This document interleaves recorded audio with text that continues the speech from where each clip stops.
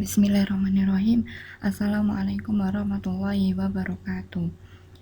Selamat pagi anak-anak semuanya. Kembali lagi hari ini di hari Senin.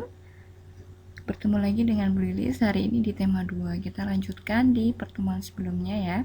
Sebelumnya kita awali dulu dengan membaca basmalah bersama-sama. Bismillahirrahmanirrahim. Nah, kali ini kita akan belajar di tema 2 subtema 1 yaitu sumber energi. Kemarin kita sudah singgung sedikit ya waktu pertemuan minggu lalu. Sumber energi itu apa saja. Nah, sebelumnya silakan dipersiapkan buku paketnya, LKS-nya maupun buku catatannya. Siap?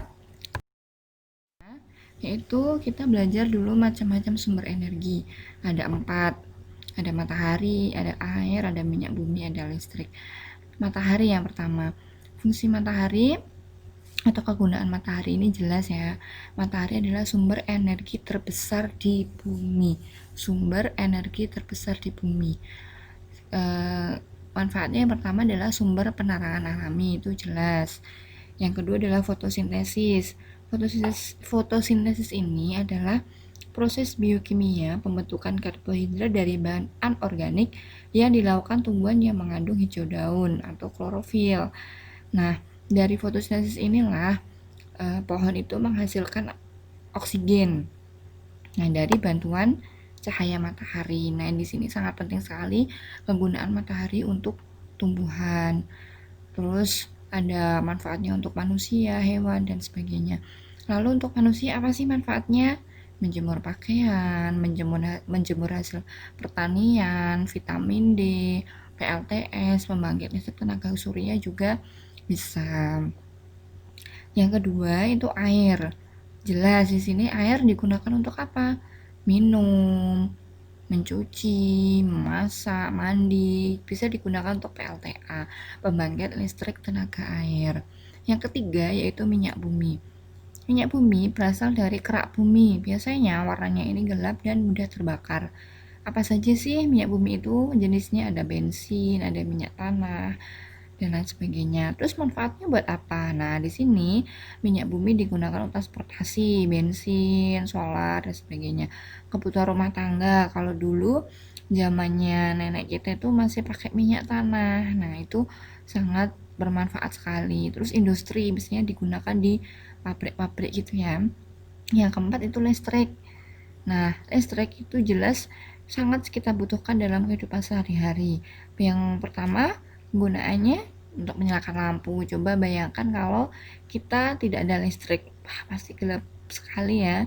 Terus untuk menonton televisi, listriknya juga di situ manfaatnya untuk menyetrika dan lain sebagainya. Banyak sekali manfaat listrik yang dapat kita rasakan dalam kehidupan sehari-hari. Bayangkan saja kalau misalnya kita sehari itu mati lampu, nah kita tuh nggak bisa ngapa-ngapain ya, tidak bisa melakukan aktivitas misalnya nonton televisi atau menyetrika dan sebagainya. Lalu bagaimana cara kita untuk menghemat energi? Yang pertama, mematikan TV setelah selesai ditonton. Nah, siapa di sini yang biasanya lupa mematikan televisi? Nah, yang kedua, mematikan lampu di siang hari. 3, mematikan keran air setelah selesai dipakai. 4, mencabut charge HP atau laptop setelah selesai digunakan. Selanjutnya, berjalan kaki atau bersepeda jika bepergian dalam jarak dekat, tidak perlu menggunakan sepeda motor atau mobil misalnya. Selanjutnya, jika bepergian bersama keluarga, cukup gunakan satu mobil agar hemat bahan bakar. Nah, itu adalah cara kita untuk menghemat energi, mulai dari energi listrik, air, ataupun bahan bakar. Kalian bisa menambahkan yang lain ya. Selanjutnya kita akan belajar tentang hak dan kewajiban. Apa sih perbedaan hak dan kewajiban itu? Hak adalah sesuatu yang mutlak menjadi milik seseorang. Misalnya yang mutlak wajib itu adalah yang kita punyai adalah hak hidup. Itu sudah diatur dalam undang-undang dan wajib kita punyai dan itu menjadi hak kita gitu. Terus selanjutnya adalah penggunaan hak tergantung pada yang memiliki hak tersebut. Yang ketiga, jika seseorang tidak menggunakan haknya, maka tidak ada masalah. Sekarang kewajiban. Kewajiban adalah sesuatu yang harus atau wajib dilaksanakan dengan penuh tanggung jawab. Terus, seseorang mau tidak mau harus melaksanakan kewajibannya. Jika seorang tidak melaksanakan kewajiban, akan mendapatkan sanksi atau hukuman. Contohnya, misalnya kalian sebagai seorang pelajar, maka kewajiban kalian adalah belajar, mengerjakan tugas dari guru. Nanti kalau tidak mengerjakan tugas dari guru, akan mendapatkan sanksi atau hukuman seperti itu. Selanjutnya, nah di sini ada contoh hak dan kewajiban di rumah, di sekolah, maupun di masyarakat. Di rumah misalnya kalian mendapatkan hak mendapatkan kasih sayang, berpendapat. Lalu kewajiban kalian apa? Mematuhi orang tua, membantu orang tua, menjaga kerukunan antar anggota keluarga.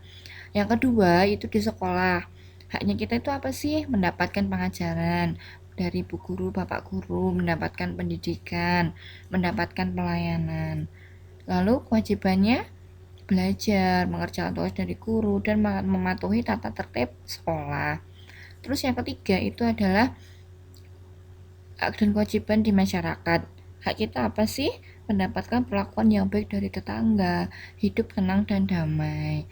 Kewajibannya di masyarakat membayar pajak itu pasti ya setiap bulan, mematuhi tata tertib di masyarakat.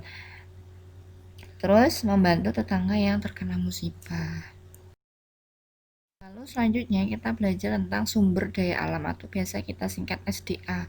Apa sih sumber daya alam itu? Sumber daya alam adalah seluruh kekayaan alam, baik benda mati maupun benda hidup yang ada di bumi.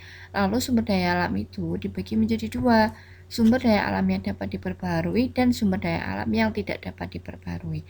Sumber daya alam yang dapat diperbaharui adalah sumber daya alam yang dapat didaur ulang terus meskipun sumber daya alam telah habis, misalnya air, tanah, hasil pertanian, hewan itu akan terus ada. Nah, meskipun nanti habis akan terus ada terus, seperti itu. Terus yang kedua, sumber daya alam yang tidak dapat diperbaharui, yaitu sumber daya alam yang tidak dapat dihasilkan kembali setelah habis digunakan atau persediaan sumber daya alam ini terbatas. Apa saja? Yaitu minyak bumi, batu bara, emas, dan sebagainya yang biasanya harganya mahal karena persediaannya itu terbatas. Lalu sumber daya alam yang tidak dapat diperbarui itu dibagi menjadi tiga, yaitu SDA mineral logam, SDA non mineral logam itu contohnya batu-batuan, dan SDA energi. Kita belajar SBDP ya. Kita mengenal apa itu nada, birama lagu, frekuensi nada, tempo. Nah, yang pertama kita belajar tentang nada dulu. Nada adalah bunyi yang beraturan dan memiliki frekuensi tunggal tertentu. Kalian mesti pernah dengar ini ya, urutan tangga nadanya. Do, re, mi, fa, sol, la, si, do. Nah, biasanya semakin ke kanan itu semakin tinggi. Lalu yang kedua adalah birama lagu. Birama lagu adalah bagian dari baris melodi yang menunjukkan beberapa ketukan dalam bagian tersebut. Misalnya, birama dalam lagu tersebut adalah 4/4, artinya dalam satu birama terdapat 4 ketukan. Interval nada atau frekuensi nada adalah jarak nada satu ke nada lainnya, baik jarak ke atas atau jarak nada ke bawah. Macamnya yaitu ada prim, ada second, ada thirds, ada quart, ada quint, ada sexth, ada septim, ada oktav. Nanti kalian tambahan untuk bisa dibaca lagi di LKS-nya. Lalu yang terakhir adalah tempo. Tempo adalah ukuran kecepatan birama lagu. Ukuran kecepatan birama lagu. Tanda tempo menunjukkan cepat lambatnya lagu. Tempo ada 3, tempo lambat, sedang, atau cepat. Misalnya, lagu misalnya Indonesia Raya itu temponya lambat, sedang, atau cepat. Kalau Indonesia Raya temponya apa ya? Sedang ya, sedang. Terus kalau lambat misalnya mengheningkan cipta. Terus kalau cepat apa ya, yang nadanya cepat itu, misalnya jejak-jejak di dinding. Nah itu misalnya lagu yang temponya cepat, seperti itu ya. Ini subtema 1 tentang sumber energi. Untuk subtema 2 nanti akan disampaikan oleh yang lain gitu ya. Terima kasih.